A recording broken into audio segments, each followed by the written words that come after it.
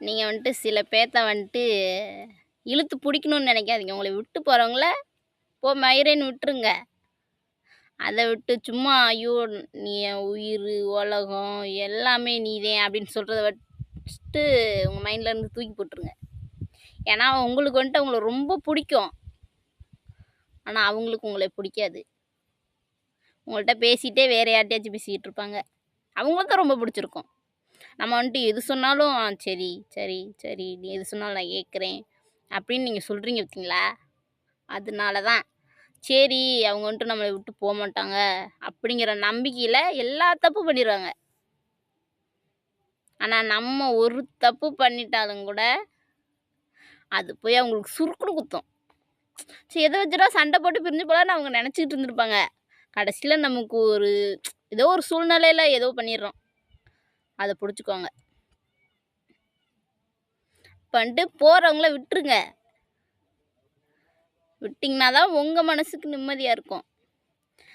அப்படி வந்துட்டு உங்களுக்கு யார் மேலேயாச்சும் நம்பிக்கை இருந்துச்சுன்னா எது நடந்தாலும் அவங்கள்ட்ட சொல்லுங்கள். மனசு விட்டு பேசிடுங்க. பேசிட்டிங்கன்னா உங்கள் மனசில் இருக்க பாரமும் குறைஞ்சிடும், எல்லாமே குறைஞ்ச மாதிரி இருக்கும். அப்படி இல்லையா மனசு விட்டு அழுதுருங்க. சரிங்களா? உங்களுக்கு மற்றவங்கள்ட்ட சொல்கிறதுல இருக்க நிம்மதியோட நீங்கள் மனசு விட்டு அழுதுட்டிங்கன்னு வைங்களே, அது இன்னும் உங்களுக்கு சந்தோஷத்தை கொடுக்கும். ஒருத்தவங்கள நம்பி நம்பி நம்பி நம்பி நம்பி நம்பி எவ்வளோ தான் நம்பி நம்பி அடி வாங்குறது. அது ஒரு சின்ன மனசுதான். அந்த மனசில் இவ்வளோ வலிகள் இருக்கு. ஆனால் யார்கிட்டச்சும் சொன்னோம்னா இங்கே சிரிப்பாங்க. சிரிக்கிறதுக்கு என்ன இருக்குது? அதே அந்த வலி அவங்களுக்கு வரும்போது தான் தெரியும்.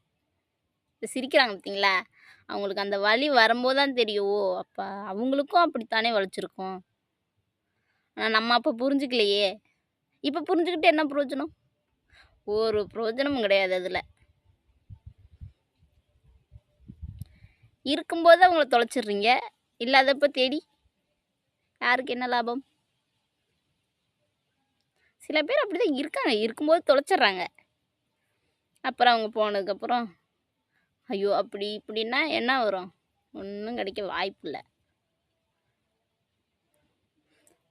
சில பேர் இருக்காங்க வழியில் வந்துட்டு வெளியில் யார்ட்டையுமே சொல்லவும் மாட்டாங்க. சரி சொன்னால் நம்மளை எது நினச்சிடுவாங்களோ, நம்மளை கஷ்டப்படுத்திடுவாங்களோ அப்படின்னு சொல்லிட்டு வெளியே சொல்ல மாட்டாங்க.